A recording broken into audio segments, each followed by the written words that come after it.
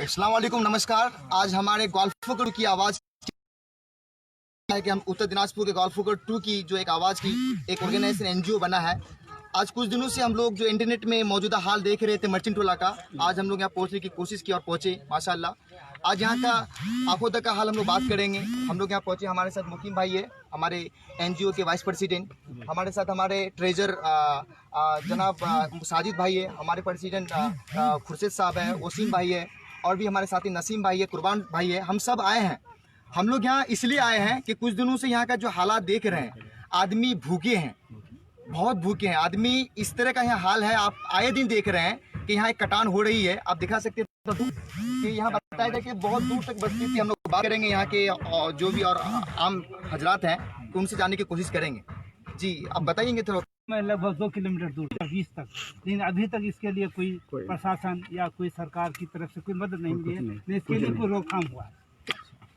तो ये जो अभी कटान बहुत तेजी से बढ़ा है, कितने दिनों से? ये बहुत तेजी से 1 जुलाई से अब बढ़ना शुरू हुआ है। 1 जुलाई ये 1 जुलाई से असल में जो गांव का जो मेन तबादला होना शुरू हुआ जी, कटान के 1 जुलाई से 1 जुलाई से 1 जुलाई से अगस्त सितंबर, ये जो इतने दिन में जो है पूरे गांव को तबाह कर गांव को तबाह कर दिया। लेकिन प्रशासन की तरफ से कोई स्टेप नहीं लिया गया, कोई लिया नहीं, कोई मदद नहीं मिला इनकी तरफ से। अच्छा, देखे थे कि शायद कल या परसों कोई आए थे यहाँ? जी, कोई आए थे यहाँ, कोई प्रशासन आया था, वो पूर्णिया का था वो। अच्छा, पूर्णिया का था। 2-3 आदमी था।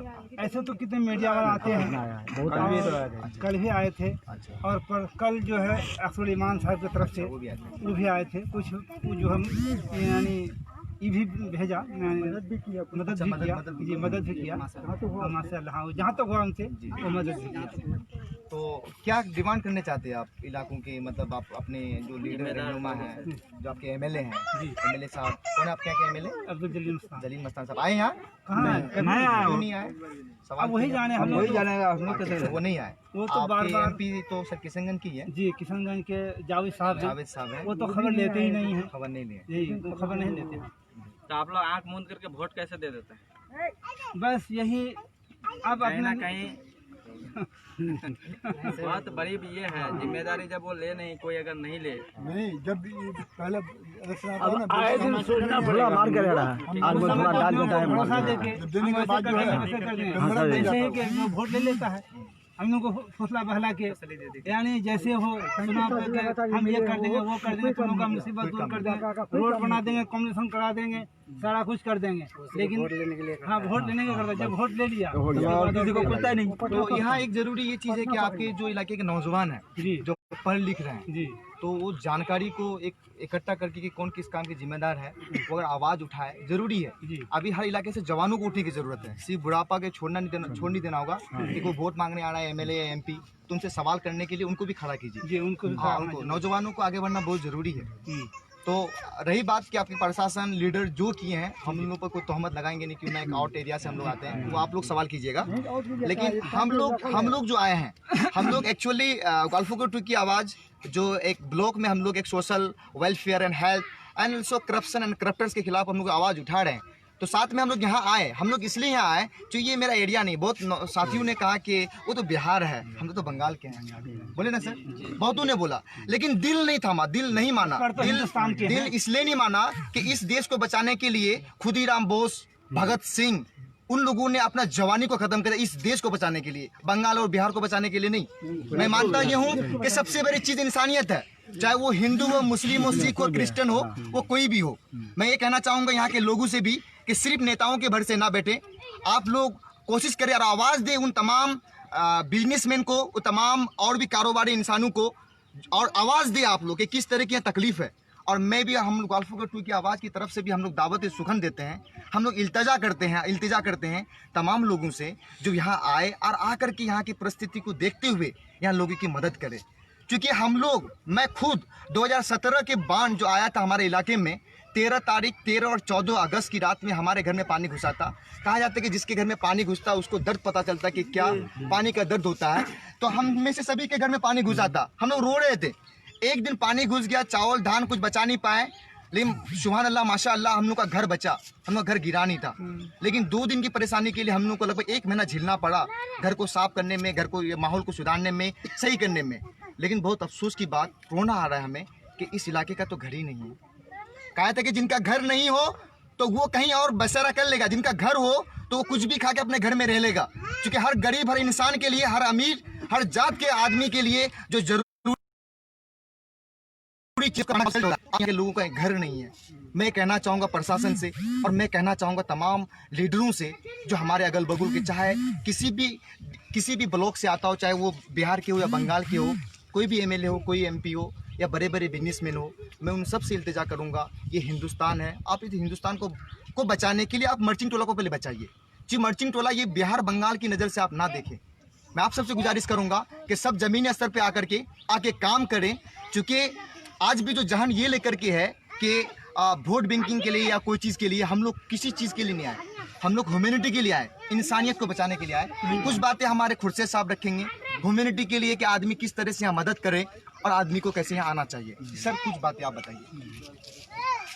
सबसे पहले तो मैं यहाँ पे आए हुए सब किसी को सलाम नमस्कार करना चाहता हूँ, और मैं कहना चाहता हूँ सबको कि ये जो मुसीबत है किसी को बोल के नहीं आता जी। मुसीबत किसी के घर बोल के नहीं आता कि पहले से तैयार होकर के आदमी है। ये जो भी है नेचुरल हजार्ड, जितना भी सारे कुछ हो रहा है, चाहे अर्थक्वेक हो जाए, चाहे बाढ़ आ जाए, चाहे किसी तरह का भूकंप कुछ भी आ जाए, ये सब जो है अचानक होता है, सडनली अचानक होता है। इससे बचने के लिए जो हो गया, उसके बाद जब जो आदमी उससे प्रभावित होता है, उस आदमी को बचाने के लिए हर किसी को आगे आना चाहिए, हर किसी को आगे आना चाहिए। वो जिम्मेदार आदमी हो, नौजवान हो। सबसे पहली बात तो नौजवानों को अपील करूंगा मैं, क्योंकि नौजवान जब तक खड़ा नहीं होगा उस देश का भला नहीं होने वाला है। नौजवान जब तक खड़ा नहीं होगा उस देश का भला होने वाला नहीं है। तो नौजवानों को दावत दूंगा, जिम्मेदार लोगों को दावत दूंगा कि आए, यहाँ के परिस्थितियों को देखें और यहाँ परिस्थिति को देखने के साथ साथ मदद के लिए हाथ फैलाए।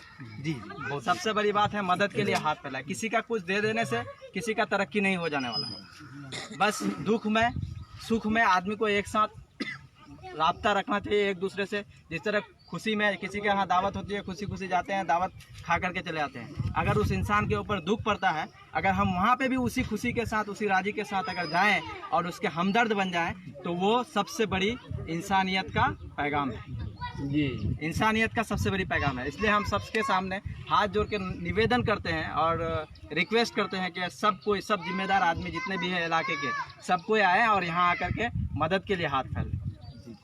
बहुत बड़ी बात कहा खुर्शीद साहब ने। मैं भी हाथ जोड़ के, हिंदुस्तान की परंपरा है, मैं कहता हूँ कि हमारे कानकी, दालकोला, पूर्णिया और साथ साथ हमारे सिलीगुड़ी, इस्लामपुर के साइड के जितने बड़े बड़े बिजनेसमैन हैं, खासकर शोरूम वाले और जो बड़े बड़े बिजनेसमैन लाखों करोड़ों का जो बिजनेस करते हैं, मैं कहता हूँ कि आज आप इस इलाके में आए, आके मदद करें। हम लोग मदद करने आए थे, हम लोग गोल्फो टू की जो एक आवाज़ है वो हम लोग मदद करने ही आए थे। लेकिन यहाँ का हालात देखते हुए जो रकम हम लोगों ने कलेक्ट कर पाया और हमारे कुछ साथियों ने, हमारे कुछ रहनुमाओं ने हम लोग को जो अमाउंट दिया, वो अमाउंट यहाँ लगता है कि फीका पड़ जाएगा। तो हम लोग ये सोच रहे हैं कि हम लोग कुछ दिन बाद आएंगे इंशाल्लाह। अभी हम लोग यहाँ कोई डेटा है यहाँ का, कितने आदमी को नीडी पर्सन है, हम लोग लेने के बाद उस तरह से क्या ज़रूरत यहाँ की है, उस तरह से हम सामान लेके आएंगे। क्योंकि यहाँ पर मदद करने का तरीका जो है ये नहीं कि आप सामान लेके आ गए, एक ट्रक मुड़ी लेके आ गए। ज़रूरत यहाँ पर आदमी को केरोसिन तेल की है, ज़रूरत यहाँ पर लोगों को एक माचिस की तीली की है, ज़रूरत लोगों को यहाँ पर एक प्लास्टिक की है। आप लेके आ रहे हैं मूड़ी, तो कहीं ना कहीं वो मूड़ी बेफालतू हो जाएगा। आदमी को ज़रूरत है चावल की, आदमी को ज़रूरत है यहाँ पर जालन की। ये छोटी छोटी चीज़ है, लेकिन ये छोटी छोटी चीज़ एक माचिस अगर नहीं हो तो उससे वो नहीं पाएगा जो आदमी गुजारा करेगा। अगर एक मोमबत्ती और चिराग एक माचिस नहीं हो तो आदमी रात उसके लिए एक अंधेरा, एक समझिए एक भूतकाल में वो रहेगा। तो मैं ये कहना चाहूँगा कि जो भी मदद करने चाहते हैं पहले ज़मीनी स्तर पे आए। मेरा पैगाम यही है और यही है कि जो भी आए आकर के ज़मीनी स्तर पे आकर के और मेरे बैसा ब्लॉक का सीओ से आप बोलिए कि वो खास कर यहाँ के यहाँ का जायजा ले, इसको जो बैसा ब्लॉक वो खास कर यहाँ के जो है यहाँ का नज़ारा ले। तो कुछ आप बताएं, आप यहाँ के क्या लग रहा है कि कैसा मदद मिलना चाहिए? आप लोगों को नहीं मिल रहा है मदद, तो सही मिलना चाहिए। मदद नहीं मिल रहा, नहीं मिल रहा। क्या चीज़ है? आपका नाम चीज़ा? आपका नाम? मोहम्मद मजीद। यहाँ तो कुछ और भी हमारे नन मुस्लिम समाज के भी हमारे भाई थे, वो लोग कहाँ हैं अभी? वो लोग भी हैं साइड में है, साइड में यहाँ है, सामने आप ये भी दो यादव यहाँ है। क्या नाम है आपका? हम लोग गाँव का दो हो रहा है। फुलचंद यादव। तो आप लोग का यादव फैमिली लगभग 25-30 फैमिली था ना? हाँ 25-30 पूरा ये हो गया। पूरा आनंदा में चला गया। तब अभी कहाँ है वो लोग? सब अभी इधर उधर घूम रहा है, इधर जहाँ जगह मिलता है वही कोई दूसरे के घर में है, ऐसे ही गुजारा करते हैं। दुखदाई बहुत लगभग कितना घर है? यादव का टोटल मिला के ज्यादा 80 घर कटा है। 80। तो मतलब यहाँ की सबसे बेसिक जो ज़रूरी चीज़ मैं समझ रहा हूँ तो वो अभी खाना है, खुराक है। कि आदमी किसी तरह से पहले जिंदा तो रहे, पहले जिंदा तो रहे। तो बस हम लोग आए थे, लेकिन जिस तरह से यहाँ का हालात है देखते हुए हम कहने के जो बेजरूरत मैंने उनको ना मिले, क्योंकि ऐसे भी फैमिली है जिनके रिश्तेदार सामान ला के तो बहुत बहुत शुक्रिया। बस यही लास्ट बात है कि आपसे मैं ये कह रहा हूँ। हम लोग जहाँ खड़े हैं यही मस्जिद थी, जो मस्जिद का थोड़ा सा दीवार बचा हुआ है।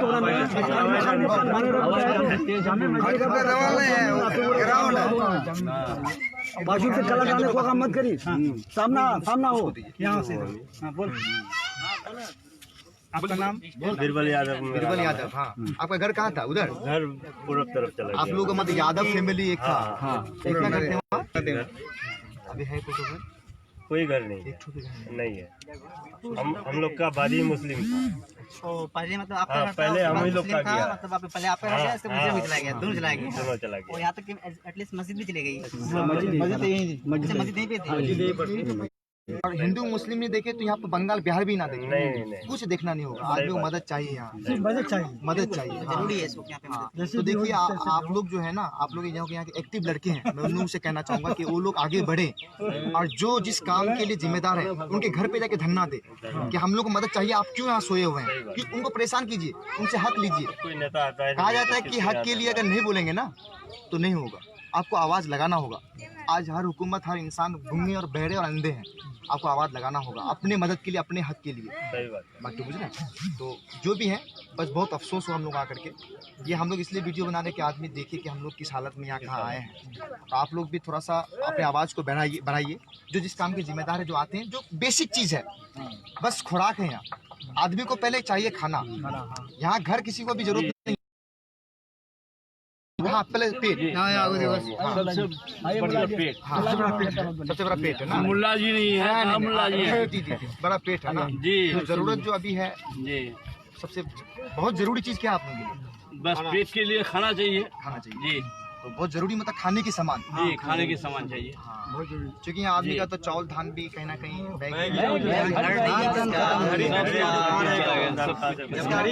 चावल धान का उसके पास घर नहीं है तो खाने का सामान पहुंच जाते ना आपको कल जाना है। एक्चुअली हम प्लान 2-3 महीने कर रहे थे, ठीक है, लेकिन हम लोग हैं कोई अलग दूर से, कोई जगह से, कोई पूर्णिया से, कोई यहाँ बचाव के लिए कुछ होना चाहिए। बचाव के लिए, हाँ बिल्कुल सही बोले, राइट।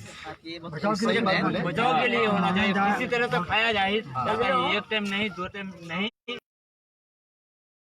आवाज उठाइए। तो चीचा कहेंगे कि यहाँ के जो नौजवान है ना, जो पढ़ लिख रहे हैं, उन लोग को आगे कीजिए, उन लोगों को बोलिए कि अपने आवाज को ऊपर उठाए, आप लोग साथ लेकर के, क्योंकि यहीं वो किसी आवाज उठाइएगा कि हमको यहाँ ये चाहिए वो चाहिए, मिलने वाला नहीं है। जो जिस काम के जिम्मेदार है वहाँ तक आवाज पहुँचाना जरूरी है।